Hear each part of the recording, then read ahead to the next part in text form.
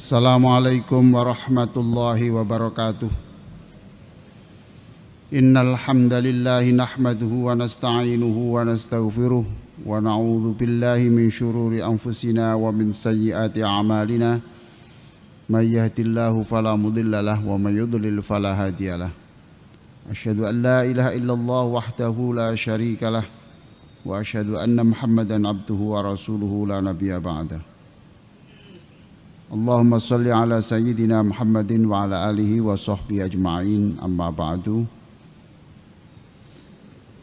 Jamaah Masjid Al-Falah yang sangat saya hormati, baik yang di dalam masjid ataupun yang mengikuti melalui jaringan.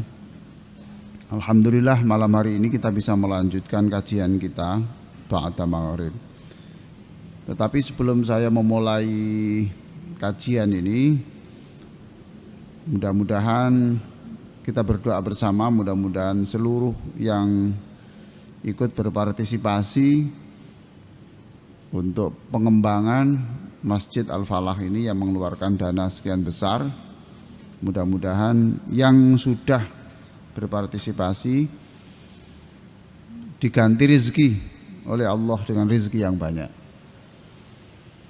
diampuni seluruh dosanya, dan mudah-mudahan itu jariah yang menyelamatkan kita semuanya di alam kubur ataupun di dalam akhirat nanti. Bagi yang belum berpartisipasi, mudah-mudahan Allah memberikan tambahan rezeki sehingga kita bisa ikut berperan serta di dalam mengembangkan masjid yang sangat kita cintai ini. Bismillahirrahmanirrahim. Malam hari ini saya berbicara tentang salam sholat, mi'raj kepedulian dan kedamaian.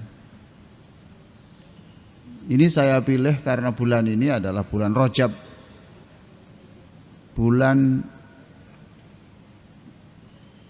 diperintahkannya Rasulullah naik ke langit yang tertinggi untuk menerima pesan perintah sholat, untuk menerima perintah sholat. Mi'raj itu artinya naik. Nah, kita ingin bahwa pesan-pesan kita meningkatkan kepedulian sosial, pesan untuk bisa kita tingkatkan peran kita untuk membangun kedamaian dan kesejahteraan itu bisa kita lakukan melalui makna dan filosofi salam sholat kita. Hadirin sekalian, saya mulai kajian ini dengan membaca surah Az-Zumar ayat 73. Az-Zumar ayat 73. Wasiqal ladzina taqaw rabbahum ilal jannati zumara hatta idza ja'uha wa futihat abwabuha wa qala lahum khazanatuha salamun alaikum tibtum fadkhuluha khalidin.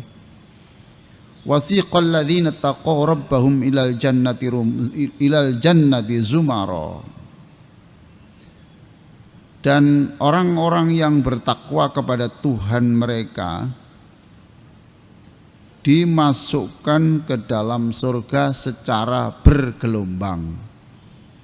Secara bergelombang.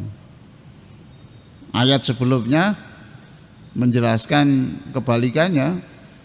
Orang-orang yang durhaka, ya, orang-orang kafir itu dimasukkan ke dalam neraka secara bergelombang.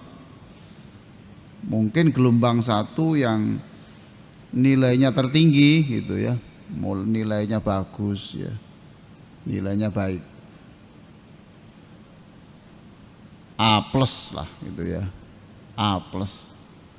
Lalu gelombang kedua yang A, tidak pakai plus. Gelombang berikutnya yang B+, gelombang berikutnya yang B, berikutnya C, berikutnya D. Kita memohon kepada Allah mudah-mudahan kita termasuk angkatan pertama. Amin ya rabbal alamin. Hatta idza ja'uha wa futihat abwabuha, ketika mereka sampai di pintu surga dan pintu-pintu telah terbuka. Wa qala lahum khazanatuha, lalu yang menjaga surga itu berkata begini, salamun alaikum. Nah, perhatikan, salamun alaikum. Jadi orang di dalam surga itu diberi ucapan salam, salamun alaikum. Salam sejahtera mudah-mudahan terlimpah untuk kamu, salam untuk kamu, salam untuk kamu. Tibtum, tibtum, senang-senanglah kamu, senang-senanglah kamu. Dan fadkhuluha khalidin, sudahlah masuk surga terus, kekal, kekal, sudah tidak keluar lagi. Kalau orang masuk neraka kan masih ada kemungkinan keluar toh. Orang masuk neraka masih ada kemungkinan keluar, dikeluarkan Allah karena dosa-dosanya sudah terhapus, dikeluarkan. Tapi kalau surga, sekali surga ya sudah tidak keluar lagi.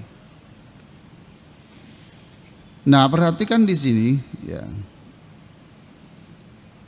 Orang di surga memperoleh ucapan selamat.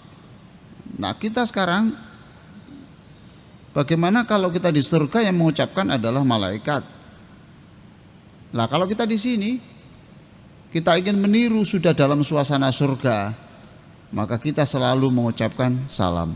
Maka kita ketika sholat tadi kita tutup dengan ke kanan assalamualaikum, ke kiri assalamualaikum, seperti kita membangun suasana surga. Bapak Ibu dan saudara-saudara sekalian, mengapa Nabi Adam sebelum di dunia ini dimasukkan ke dalam surga dulu? Mengapa Nabi Adam sebelum diturunkan ke dunia ini dimasukkan ke dalam surga dulu? Ada yang mengatakan supaya Nabi Adam tahu gambaran surga, gitu loh. Supaya Nabi Adam tahu seperti apa surga itu, lalu nanti ketika di bumi Nabi Adam diperintahkan, bangunlah kehidupan di dunia ini seperti yang kau lihat, bangunan dan suasana surga. Bagaimana dalam surga? Digambarkan di dalam surah Al-Waqi'ah itu, la yasma'una fiha laghwan wa la ta'thima illa qilan salaman salama.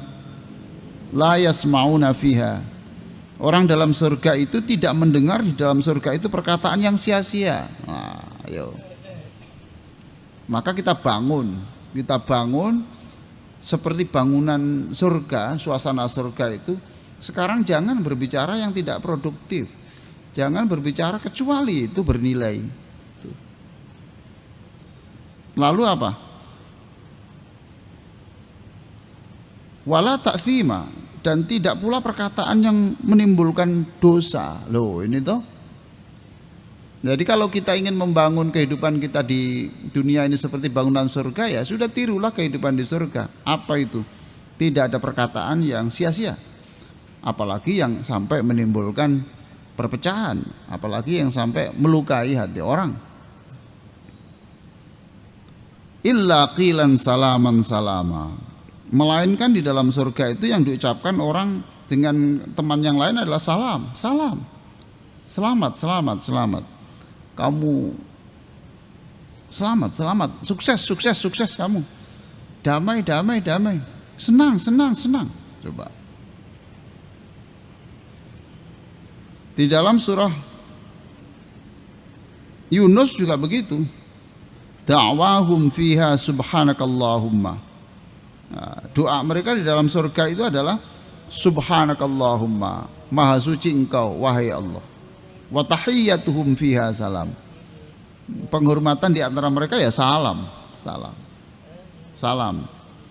Wa akhiru da'wahum alhamdulillahirabbil alamin, dan doa mereka adalah, penutup doa mereka adalah alhamdulillahirabbil alamin, Maka kita kalau berdoa akhirilah dengan bacaan hamdalah alhamdulillahi rabbil alamin.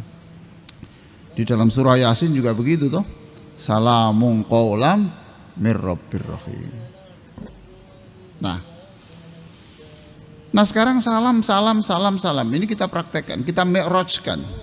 Melalui salam dalam sholat ini kita mi'rajkan, kita tingkatkan. Kalau Isra itu kan perjalanan malam, kalau mi'raj itu naik. Nah kita mi'rajkan, kita tingkatkan kepedulian kita, kebersamaan kita membangun kebahagiaan dan kedamaian. Paling tidak ada dua filosofi dalam salam sholat kita ini, ya. Paling tidak ada dua filosofi salam di dalam sholat. Yang pertama, salam sholat itu adalah salam sosial. Salam sosial. Kita menoleh ke kanan dan ke kiri saat itu kita diingatkan untuk memadukan akhlak hablum minallah dengan Allah dan hablum minan nas. Perhatikan, kita sujud, ya, rukuk yang lama, ya, i'tidal, takbir, itu membangun hubungan kita dengan Allah. Kemudian diingatkan, tidak cukup hidup hanya dengan memuji-muji Allah, tidak cukup. Tidak cukup hidup hanya dekat Allah, tidak cukup. Menolehlah ke kanan, menolehlah ke kiri. Jadi ketika kita sujud yang lama, kemudian zikir yang lama, bisa saja Allah mengatakan begini, ya. Wahai hambaku, rukukmu bagus sekali, sujudmu khusyuk sekali, zikirmu sungguh menyenangkan aku.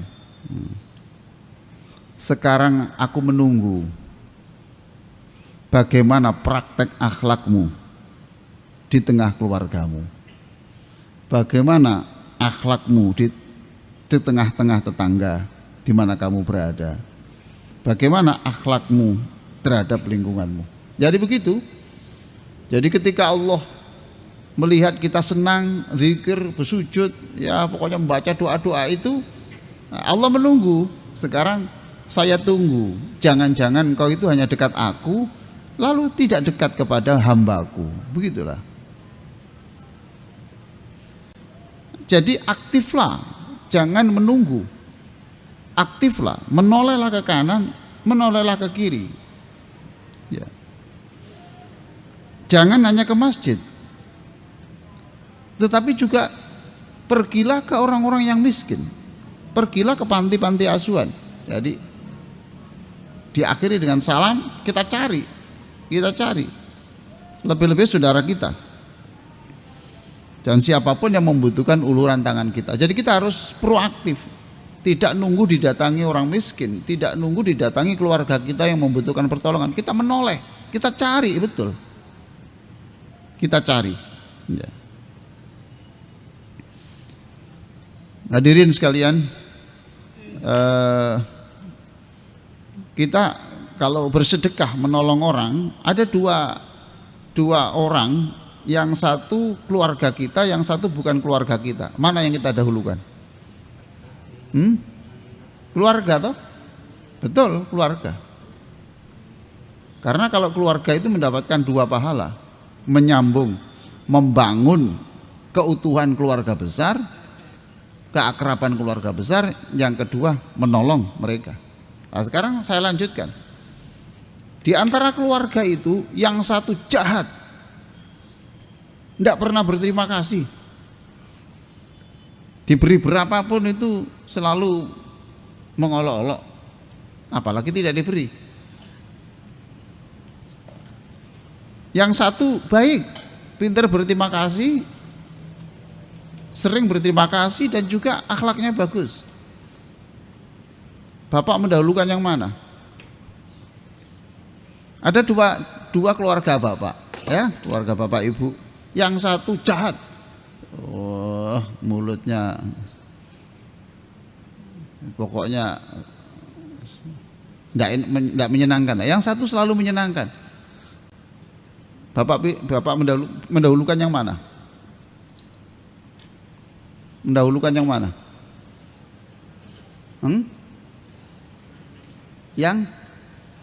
Yang menyenangkan.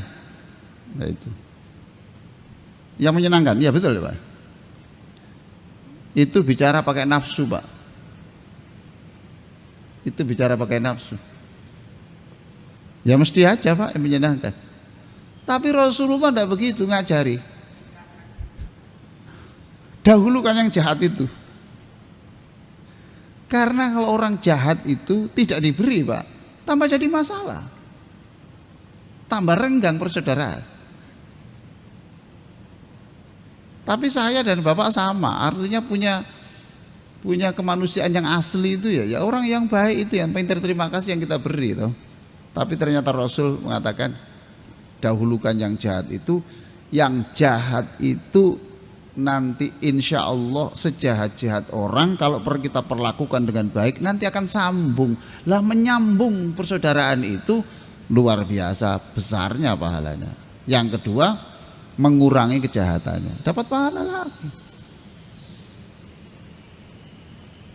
Baik Bapak Ibu sekalian, kalau kita membuka halaman-halaman pertama Al-Quran ya, jadi Al-Quran kita buka,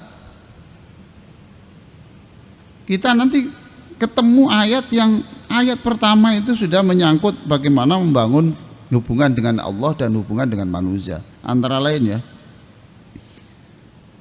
alladzina yu'minuna bil ghaibi wa yuqimunas sholata wa mimma razaqnahum yunfiqun. Loh ini. Orang bertakwa itu siapa itu? Satu, orang yang beriman kepada sesuatu yang tidak bisa diilmiahkan. Nah, Quran itu dibuka dengan pokoknya kalau kamu membaca Quran siap dulu iman kepada sesuatu yang apa? Tidak bisa diilmiahkan. Surga, bagaimana diilmiahkan? Padahal di dalam Quran itu ada surga dan neraka. Hidup sesudah mati, nah, itu kan tidak bisa diilmiahkan. Tapi Al-Quran itu sudah jauh-jauh. Kalau kamu membaca Quran ini diteruskan, percaya dulu pada yang gaib. Ya, umpamanya siksa kubur itu bagaimana mengilmiahkan? Walaupun kalau dijelaskan kalau dengan sudah beriman ya bisa. Itu loh. Sekarang dengan program apa menyentuh Ka'bah, apa itu Pak? Metaverse. Meta itu beyond, first itu universe. Jadi melampaui alam empirik lah begitu. Itu yang sedang diprogram. Jadi bagaimana nanti kita menggunakan alat, yang alat itu kalau kita pertemuan lewat udara, ya itu seperti kita ada di dalamnya. Kalau ada soto ya seperti kita menikmati soto betul. Kalau ada jual baju ya kita bisa pakai baju betul. Dan kalau kita di sini tapi ingin merasakan apa itu muter-muter di Ka'bah ya rasanya persis. Rasa bukan sungguh-sungguh ya Pak ya. Maka walaupun bisa merasakan yang persis tetap bukan haji, tetap bukan umroh. Tapi kalau diniati ya rindu dengan Ka'bah, rindu dengan Makkah ya silahkan. Tapi bukan untuk membayangkan atau mengganti ibadah yang sesungguhnya. Nah bisa saja toh nanti siksa kubur itu kan tidak ada siksa fisik. Siksa fisik itu nanti kan setelah di akhirat. Nah bisa saja dengan teknologi seperti ini kita menjelaskan.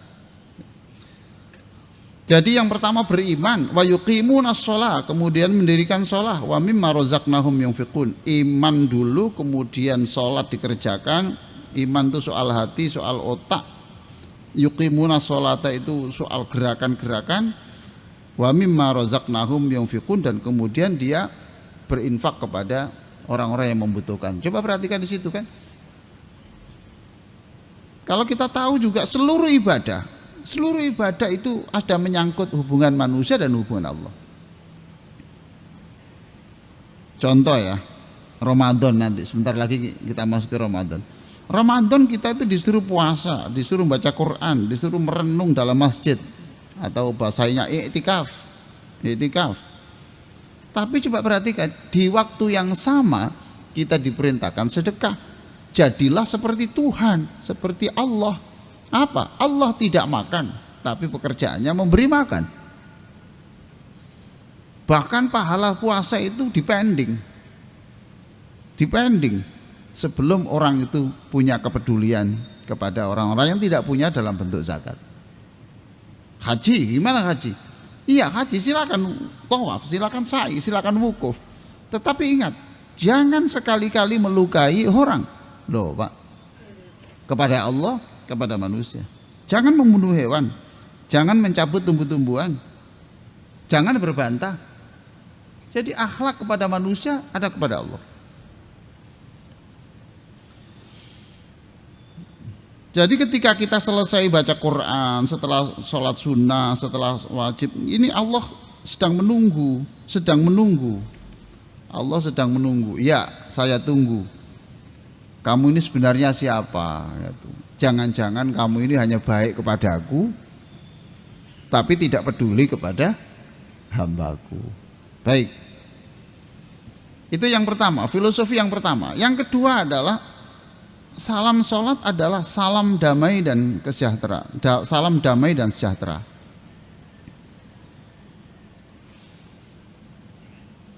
Dengan salam seperti itu, jadi tadi itu kalau salam pertama kan salam kepedulian. Kita diperintahkan untuk proaktif untuk mencari orang-orang yang membutuhkan pertolongan kita. Ya. Yang kedua, kita diingatkan untuk membangun kehidupan yang damai, yang senang dalam keluarga, sekaligus doa untuk meraih semua kenikmatan itu. Assalamualaikum warahmatullahi wabarakatuh. Tidak ada Pak ibadah melebihi ini sholat jamaah itu. Gimana Pak Bapak? Assalamualaikum warahmatullahi wabarakatuh. Bapak mendoakan loh. Lalu Bapak didoakan. Dan tidak boleh pilih-pilih Pak. Iya toh Pak? Orang di sebelah Bapak ternyata orang yang paling melukai Bapak. Kezalimannya luar biasa. Apa salamnya dibatalkan? Salamnya sholat apa dibatalkan? Enggak toh. Tidak boleh pilih-pilih. Siapapun orang di sebelah kita harus kita berikan salam. Bahkan salam kita itu adalah salam yang menyeluruh. Kita dilatih untuk memiliki kepedulian yang tanpa pandang bulu.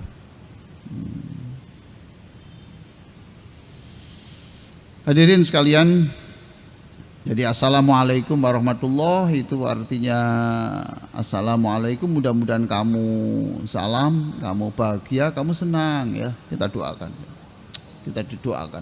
Orang yang mendoakan kita ini adalah orang yang bersih setelah sholat ya Pak. Setelah Fatihah, setelah doa, rukuk, sujud sekian rakaat, orang bersih hatinya mendoakan kita semua. Jadi orang sholat berjamaah itu pasti mendapatkan doa orang lain. Tapi kalau sudah sholat sendiri tidak ada yang mendoakan.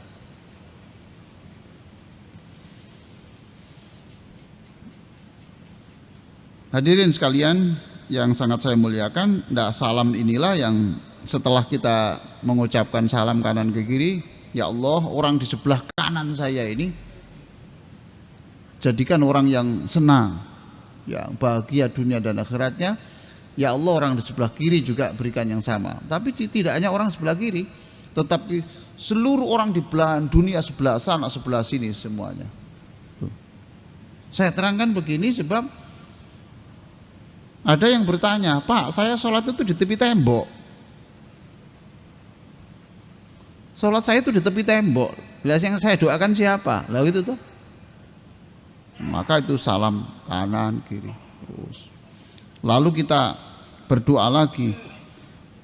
Allahumma antas salam Masya Allah. Allahumma antas salam. Wahai Allah, Engkaulah Tuhan yang memberi kedamaian, kesenangan.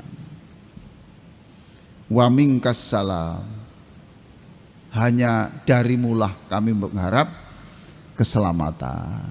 Ya Allah, Engkaulah Tuhan yang memberi keselamatan, dan darimulah kami berharap keselamatan.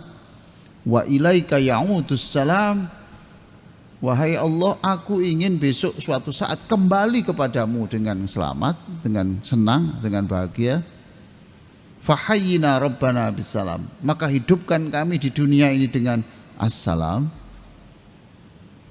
Wa adkhilnal jannata darussalam. Lalu besok ketika mati, masukkan kami ke dalam rumah keselamatan, yaitu surga. Berapa salam tadi? Berapa salam tadi? Allahumma antas salam. Terus wa minkas salam. 3, wa ilaika ya'udus salam. Fahayyina rabbana bisalam wa adkhilnal jannah darussalam.